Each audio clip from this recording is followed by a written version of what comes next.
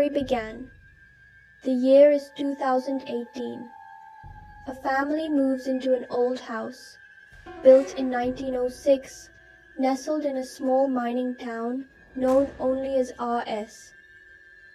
The house, with its high ceilings, dark corridors, and rich history, was once home to a man named Mr. Chambers, a doctor at the local hospital. It was a two-story house with a dark, unfinished basement, quiet, mysterious, and ancient. But there was something far darker than history that haunted the walls, something that had been waiting for years. It began slowly, almost imperceptibly. A faint tapping. The new resident of the house, a teenager lying in bed one night, scrolling on their phone. It started at the farthest corner of the room and slowly crept its way along the wall toward the bed. Tap, tap, tap. 5 of them. At first, it was easy to dismiss. The house settling, old pipes. But then it got worse. The tapping turned into loud, sharp bangs. 5, every night.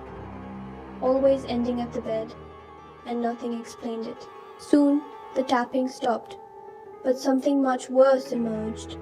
Late one night, a strange, guttural sound echoed from beneath the bed. It was like an animal, an upset cat, ready to pounce.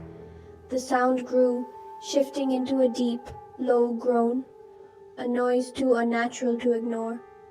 It wasn't a cat, it was something else, and it was close. Desperate for relief, a protective ritual was performed. The room was cleansed with herbs, pentagrams, and crosses painted across the windows and doors. For a short time the activity stopped, but the house itself, it was alive, and it wasn't finished. The activity subsided, but only briefly. My sister, new to witchcraft and drawn to its darker aspects, tried to open a portal. A mistake that would seal the house's fate. From that moment on, the spirits grew stronger, darker. We didn't know it at the time, but that mistake would open the floodgates. Soon, things began to vanish.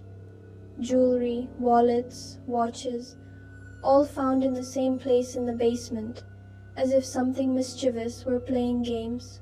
And then, the nightmares began. My brother, S., dreamed of our dog, twisted and dark, crawling beneath his bed, turning into something monstrous, with hollow eyes and a gaping mouth. One night, as my mom and sister decorated for Halloween, a strange apparition appeared in the pictures they took. An old faded figure in a dress from the early 1900s, standing by the bathroom sink. A shadow, with empty, gaping eyes, watched them from behind. My sister and I were horrified when we saw it. We had seen something like this before in our dreams, a demon lurking in the shadows, smiling with yellow eyes. But this was real.